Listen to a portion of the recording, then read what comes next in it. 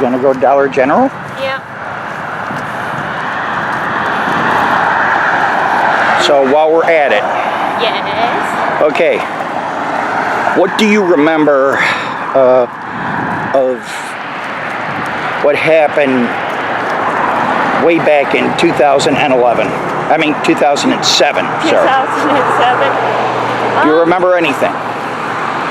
Well, I do remember doing my work at school. And the teacher just pulled me out of my chair and we went to this room where I believe that it was the same room that we sort of like learned how to fold clothes. But yeah, it was basically sort of like a little home ec room next to the other classroom. Okay, now before that, did anything happen? No. So the report that I was given and the report that was stated was that you were walking funny that day. And that when a teacher, which later we found out was Mrs. Ivory, had asked you why you walking funny, you told the teacher that you were walking funny because your brother was in the shower with you, dancing around, and he washed you with a concoction of dog shampoo and regular shampoo. Actually, he never asked me why I walked funny. He just stared at me. Okay, so in other words, CPS lied on their report. Yes, they did. Because okay, well, why didn't you say that at trial? I wasn't allowed to. They said I could not change it, that the judge would not believe me, nobody would not believe me, CPS would not believe me. One of the caseworkers was a guy who talked to me. Okay, do you remember his name? No, he never gave me his name. All he did was put me in a different room whereby I tried to wait for you guys. Tried to wait for my parents, and I thought, that they were still mad at me for just... So he didn't identify himself as a CPS worker? No. There was a police detective. Yes. That was there. You would have seen his badge. Did you see a badge on this gentleman? Okay. And basically, I think I had my black cat with me. Okay. Now, do you remember what happened after well, let's get to this. According to what they also said, you said your brother kissed you on your chest, your privates, and your buttocks. Actually, that is not true. The only thing I said was Scott mixed the dog shampoo and the hair shampoo, and that was about it. And they made the whole story the rest on. Okay, so no mention of your mother being in the shower or the bath with you? No. So the stories that you've been told were lies by CPS, and that the story that they were telling everybody, that they were rooting for me, that they were bullying at my dad, I would have to say that the stories that all of that was on CPS, like the... Okay. Don't worry about that. So, let's go to when the first time you were taken to Pam Wisman. Who is Pam Wisman? She is a CPS caseworker. But what was she to you? She was my foster mother. Okay, she was your foster mother. Now, what I'm going to ask you is, how were you treated from the day you got there until the day that you were returned? The day that I got there, nothing out of the ordinary, I felt like, hey, they treated me right, How were you feeling? Oh, bit felt like I was safe a little bit, but then later on, I started to did not want to snack at her house. I felt like I would get yelled at that.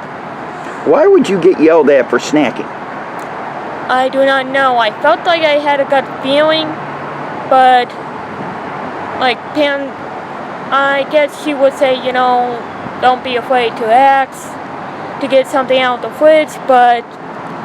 Okay, at some point after that, did you start getting treated differently? A little bit. Okay, like how? Basically when... I would have to say that sometimes, the simple rivalry of my foster siblings and I'm not stuff talking. like that. I'm talking your foster parents, Robert and Pam Wisman. Now, you had told me that Robert Wisman had walked in on you several times from the time you got there in December of 2007 up until when you were released back to your mother in 2009, that Robert Wisman walked in on you when you were changing your clothes. How many times did he actually, if this is true, how many times did he walk in on you? Actually, that one, I would have to say I had no idea. I would have to say that one I just did out of anger. Because I felt like, if I do this, then they know to not storm me half to death. So, let's get on that. Because I heard several reports from 2001 up until this year of foster parents starving their children. Now, what were the meals like? Just one plate. I would have to say that, when we, have dinner time, they're real kids. I would have to say they're only children were allowed to be presented, and I had to wait for my name to be called, just like a dog.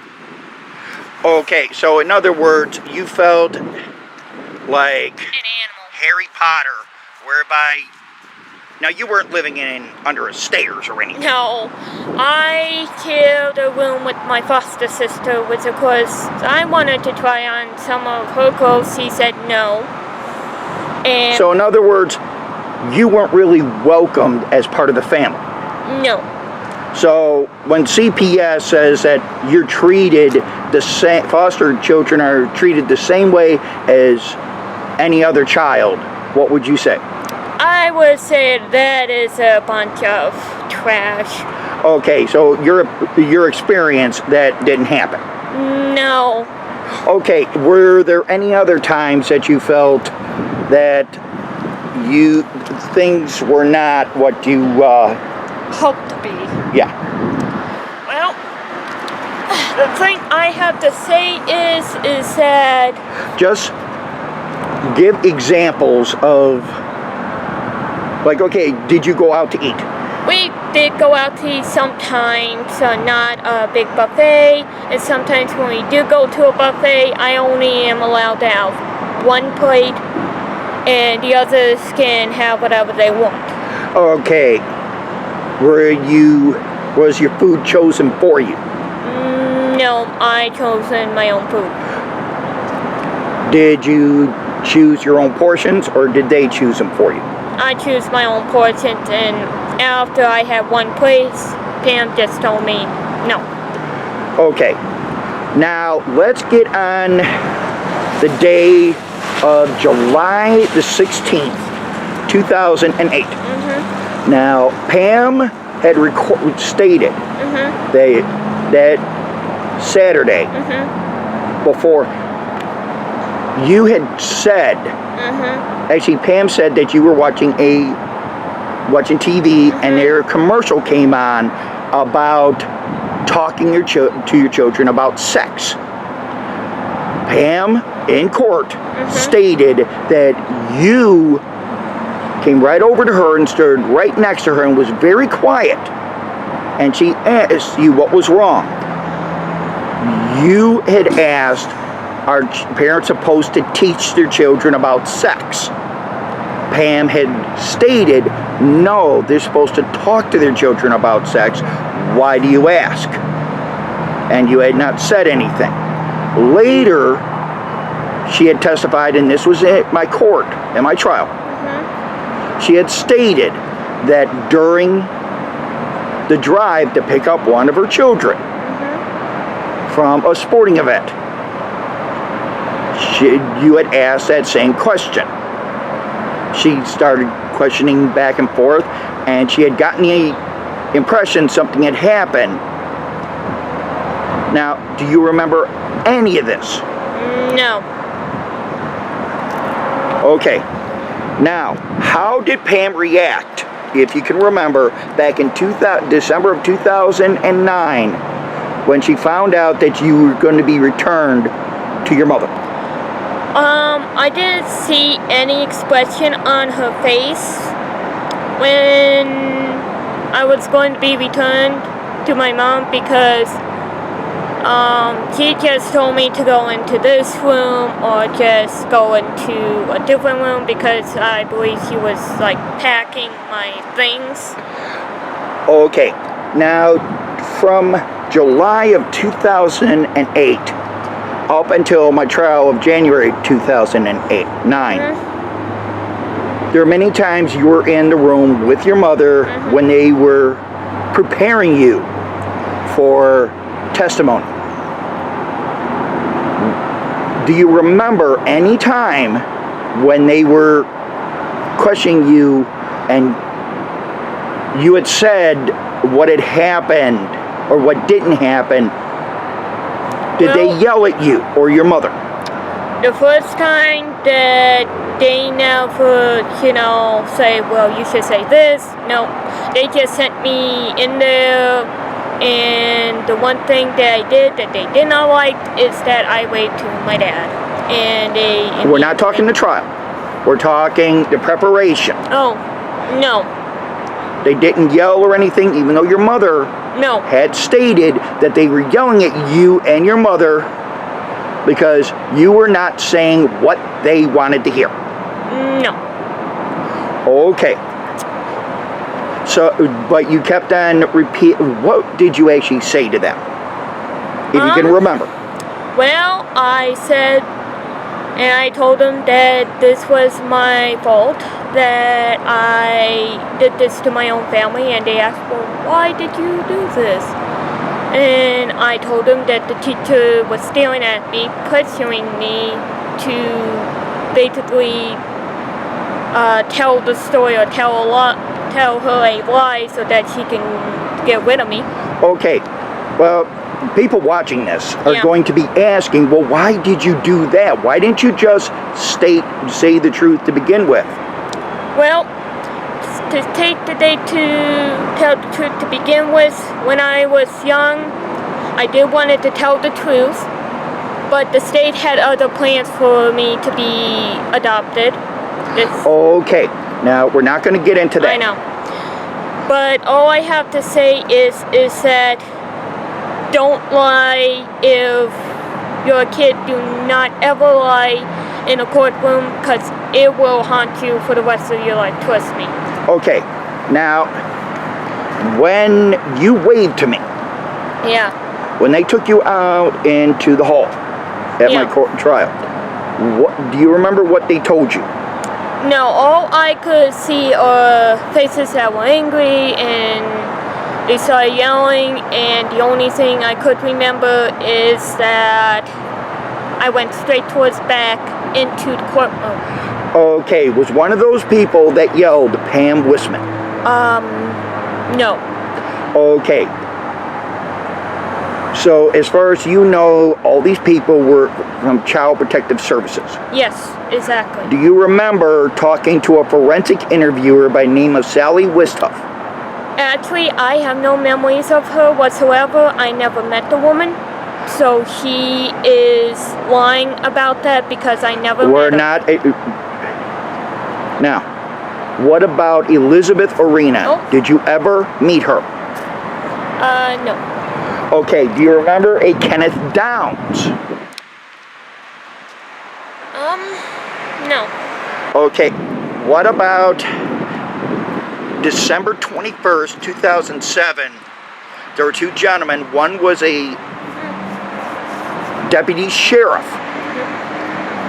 Do you remember ever being at the Juvenile Justice Center? No. Not even to go to your brother's hearing? No. Okay. Because I wasn't allowed in the courtroom in the same area. People are going to get confused now because you just said that you don't remember. Okay. Now you're saying that you weren't allowed to go in there. Now who told you you weren't allowed to go in there? Do you remember? No. Okay. Okay. You're going to delete that out. This is what I have gone through. This is CPS. This is exactly what they do. This is my daughter. What's your answer? What do you think happened?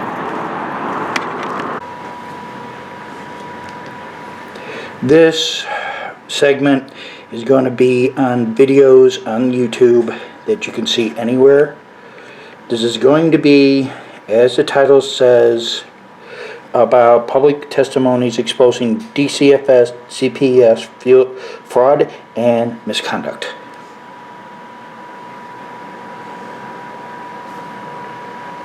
Hi everybody, this is Sheila Aliens.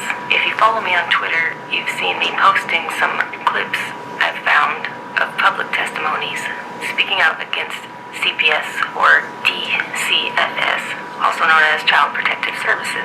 And I keep posting these clips on Twitter, and some of you have expressed interest in seeing the entire clips.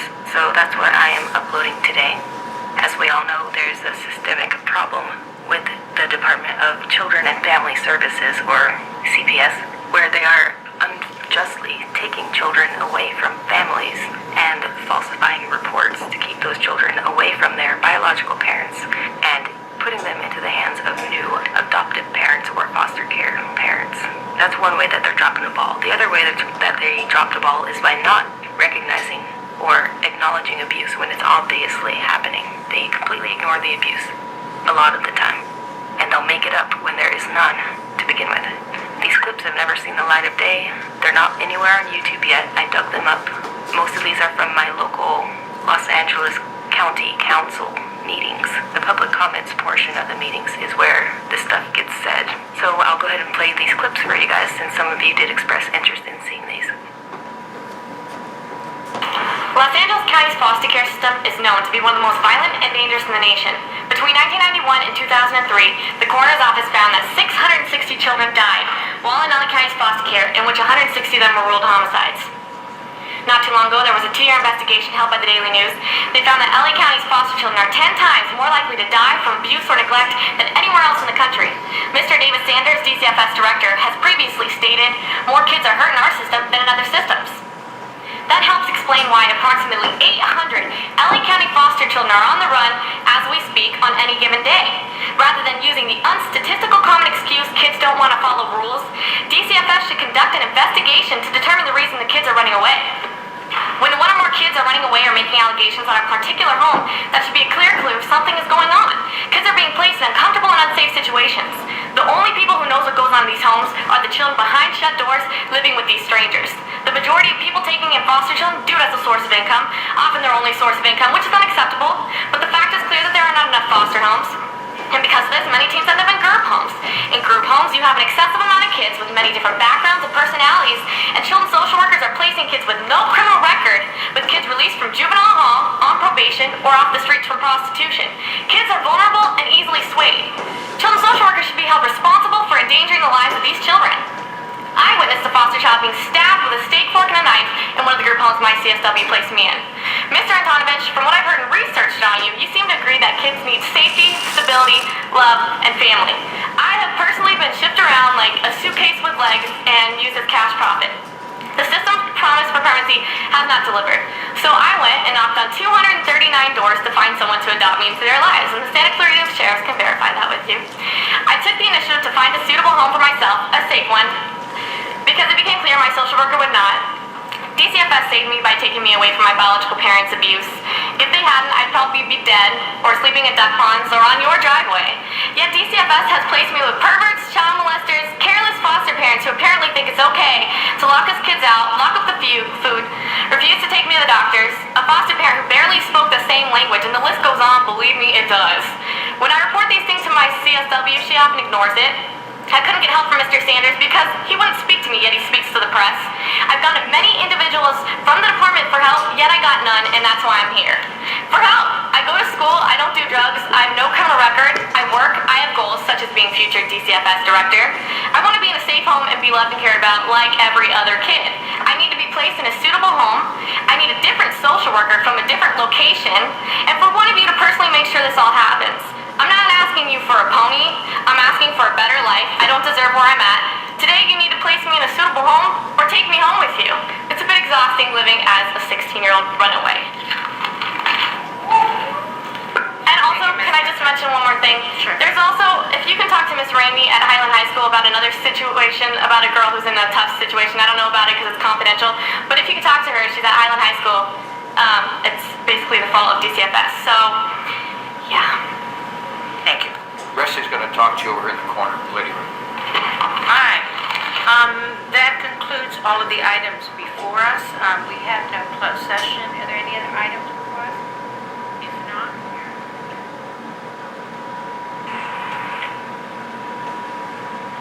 Okay, we'll start on my far right, your far left. If you'll give us your name and organization that you're representing, and we'll receive your testimony.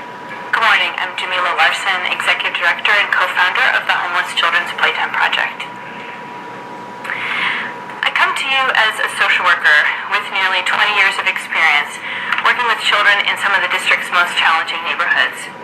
I thought I'd seen everything until last April when I discovered a disgrace that rivals them all. Children are going missing every day in our nation's capital, and in some cases, nobody is looking for them. Many times, their parent is heading up a lonely search effort with little help. I know of 3 examples of this. One youth turned up dead, another is still missing, and a third was discovered by child welfare authorities in California. The third story is the one I know best. I've known Shauna since she was 6 years old when I worked at her school.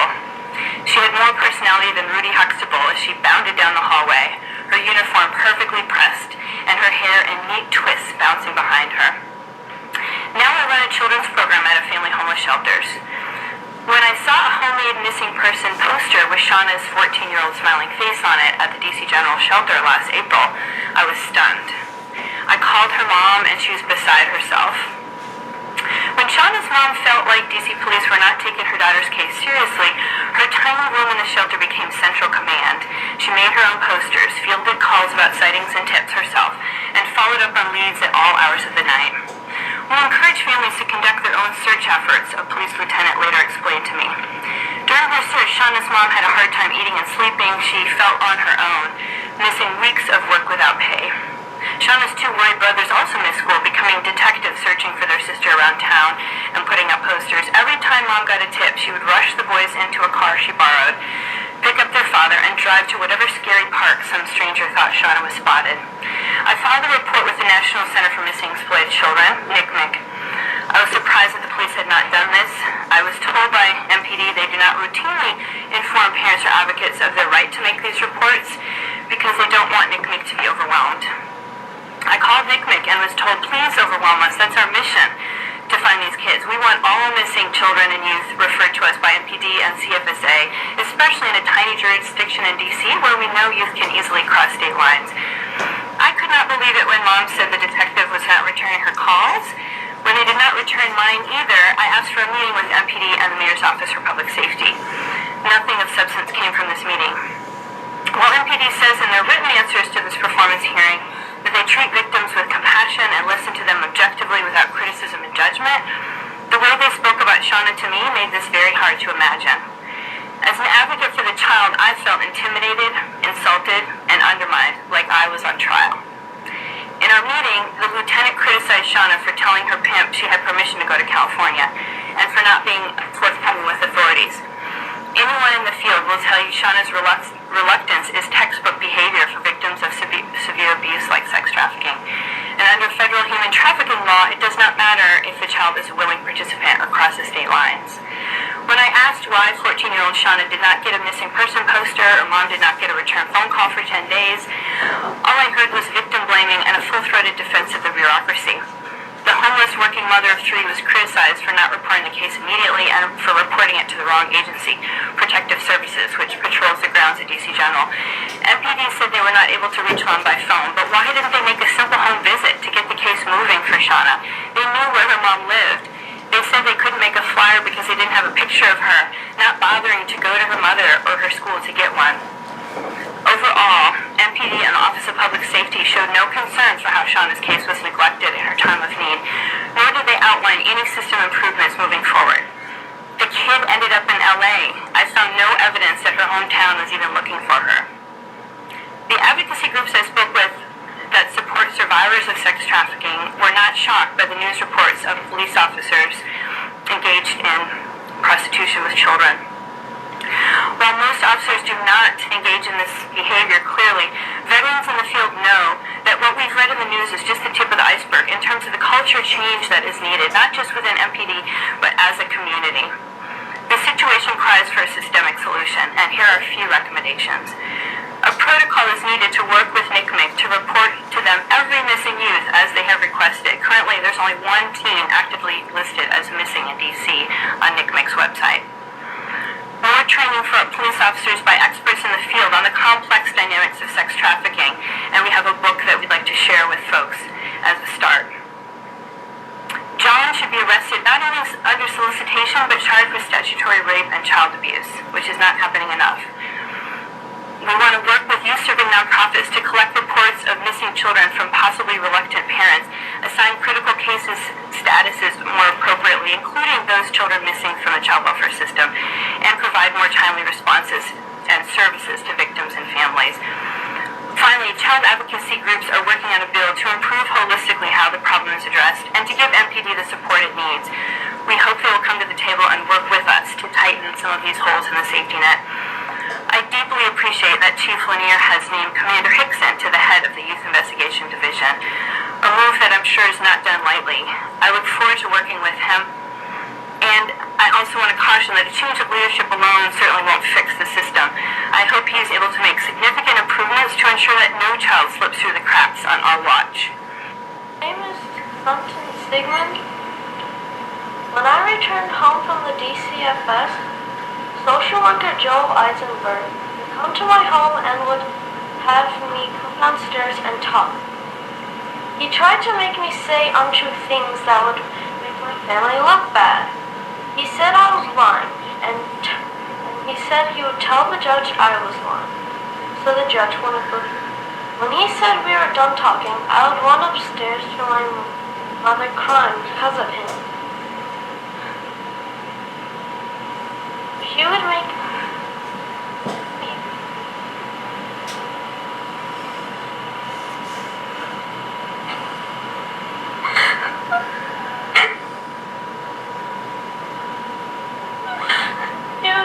me feel, my mother would make me feel better. I'm grateful that I have God and my family.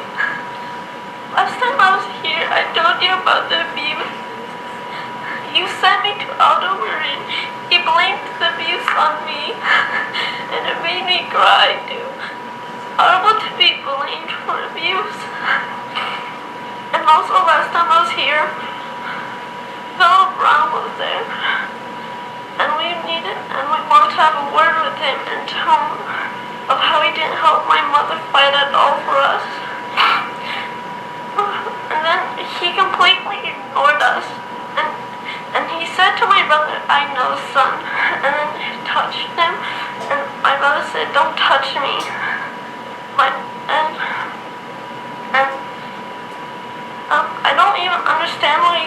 I know, son, because my brother said that you made my life horrible, and I guess that's all he has to say to children that are in the DCFS being mistreated. I'm just gonna pause it real quick. In case you don't understand what the kid is saying, Philip Browning was the director of DCFS here in Los Angeles.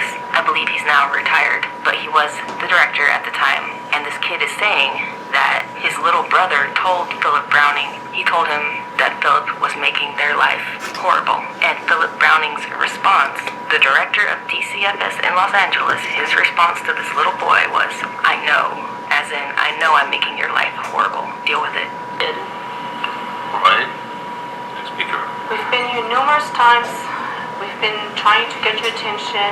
Ms. Sheila Kuhl is now a district. The person, no reaction. Mr. Ridley, Thomas keeps saying there will be an investigation, nothing. A lot of illegal and criminal acts have been done by the social workers and their supervisors. And in fact, you too, by knowing about it, I have come here when my child was being starved. We didn't do anything. We have all the records, the medical records, nothing. There's such criminal activity that's being harbored. Last month, Ms. Lena Duval was given $3.1 million in damages by a jury for unwarranted removal, etc., and social workers lying and everything.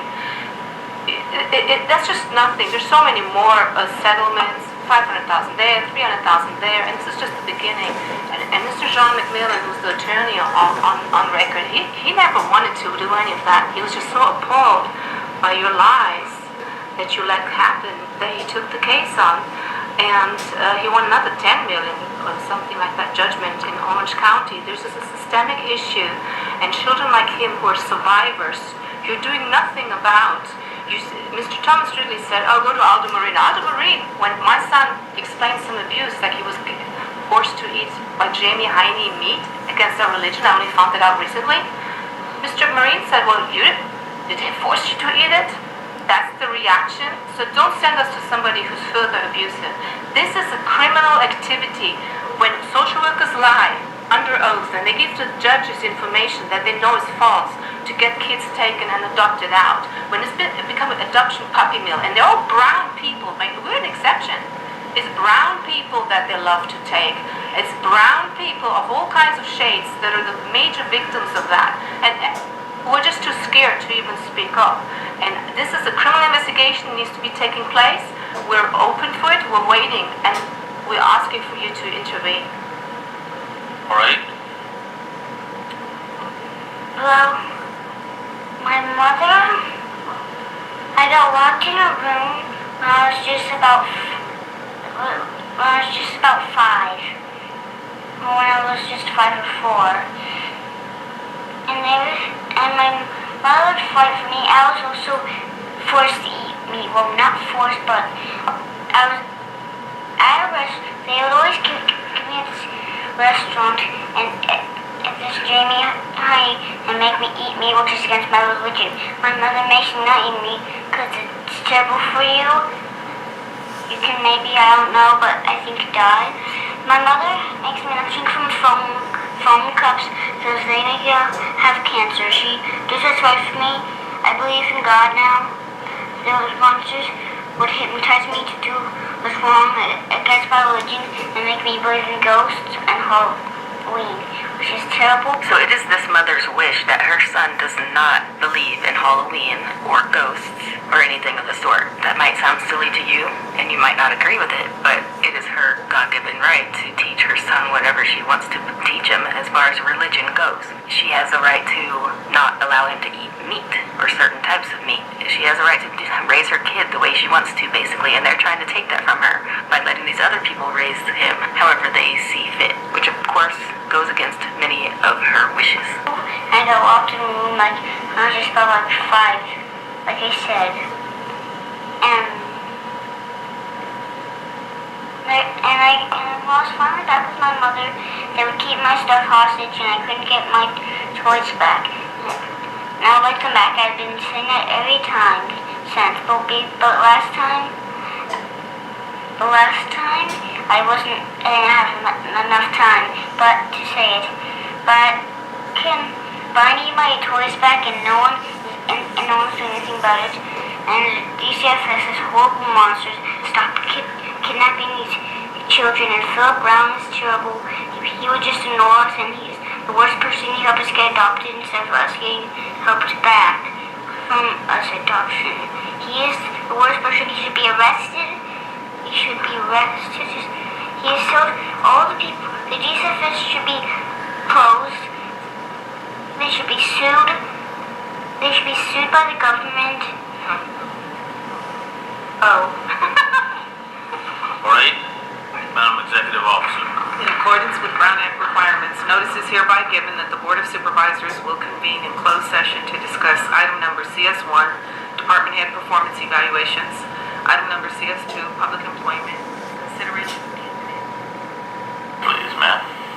In the case of a 4-year-old boy, we had deep concerns for his safety because in spite of evidence presented by 6 mandated reporters, all expert in child sexual abuse, including 2 highly qualified nurses with findings of physical evidence of sodomy, a sheriff's detective, investigators from CPS, the boy's therapist, and county council, all with a collective minimum of 60 years of experience in their fields of expertise, all found this small child credible regarding the abuse he and his brother were forced by the courts to endure. What is more concerning